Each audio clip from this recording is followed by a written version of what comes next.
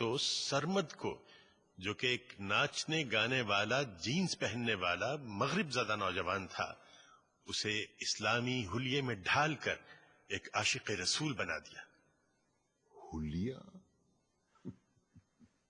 اسلامی حلیہ اور گانا بجانا یعنی موسیقی، دونوں بہت اہم موضوع چھیڑ دیے ہیں آپ نے۔ پہلے آئیے موسیقی کی طرف۔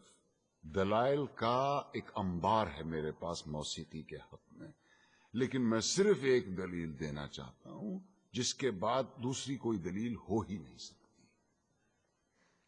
آپ یہ بتائیے کہ آج تک دنیا میں پیغمبر کتنے اتارے گئے؟ جی 1,24,000۔ اور ان 1,24,000 میں سے کتابیں کتنوں پہ نازل ہوئیں؟ جی صرف 4 پر۔ گویا یہ تو طے ہو گیا کہ یہ 4 باقی 1,23,996 پیغمبروں سے زیادہ برگزیدہ ہیں۔ بے شک۔ ان 4 کو اللہ نے معجزے عطا کیے۔ حضور کا سب سے بڑا معجزہ قرآن شریف، موسیٰ کو اس قابل بنایا کہ وہ لاٹھی سے دریا کے 2 ٹکڑے کر دے، عیسیٰ کو یہ طاقت دی کہ وہ مردے کو دوبارہ زندہ کر دے، اور داؤد کو کیا دیا؟ موسیقی، ایسی سریلی آواز اور راگوں اور سازوں پر اتنا عبور کہ سر لگائیں تو پہاڑ ساتھ گانے لگے، دنیا جہان کے پرندے مدہوش ہو کے آواز کی جانب کھنچے چلے آئیں۔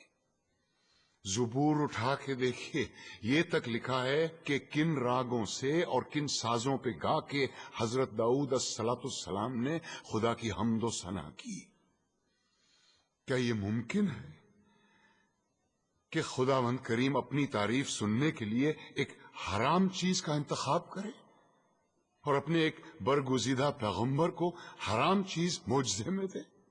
کیا یہ ممکن ہے کہ نبی کریم صلی اللہ علیہ وسلم موسیقی کو حرام بھی سمجھیں اور حضرت عائشہ رضی اللہ عنہا سے یہ بھی پوچھیں کہ برات جس قبیلے میں گئی ہے وہ انصار ہیں اور انصار موسیقی کے بہت رسیا ہوتے ہیں، کیا تم نے برات کے ساتھ کچھ گانے والیاں بھی بھیجی ہیں یا نہیں؟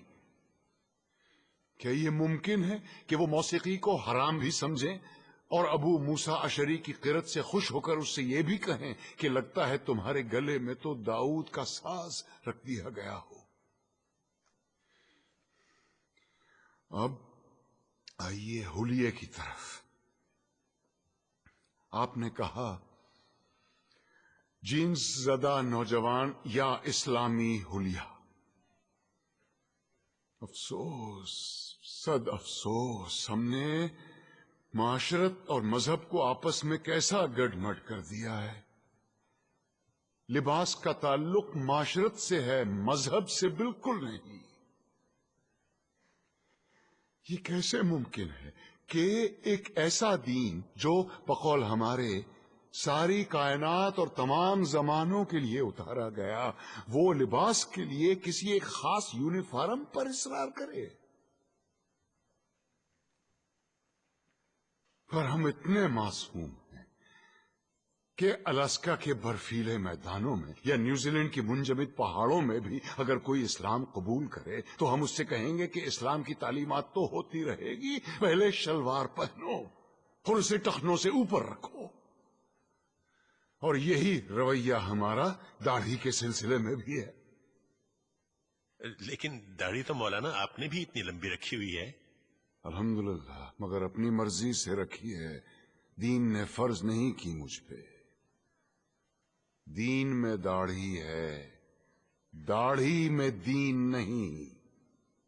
سنت موقدہ ہے، رسول اللہ کی تھی، جو عاشق رسول ہے وہی داڑھی رکھتے ہیں۔ بالکل درست فرمایا آپ نے، لیکن داڑھی عشق کا آغاز نہیں، انتہا ہے بیٹے۔ عشق جب انتہا کو چھوتا ہے تو عاشق کا جی چاہتا ہے کہ وہ بھی دکھنے میں اپنے محبوب جیسا بن جائے۔ کیا خوب کہا ہے کسی پنجابی صوفی شاعر نے، सैयोनी मैनू रांझा आखो हीर ना आखो कोई। कहीं हम गलती तो नहीं कर रहे हैं कि आशिक का पहला कदम इश्क की आखिरी सीढ़ी पे रखवा रहे हैं? क्या वजह है बेटे कि इतने लंबी लंबी दाढ़ियों वाले 3-3, 4-4 हज किए हुए हाजी साहबान स्मगलिंग करते या झूठ बोलते आम नजर आते हैं? वजह यह है कि मुझ जैसे नासमझ आलिम सारा जोर दाढ़ी रखने और शलवार पहनने पर ही देते हैं।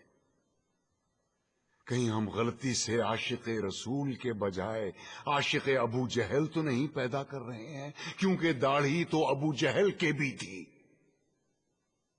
लिबास भी वही था जो रसूल अल्लाह से बेतन फरमाते थे।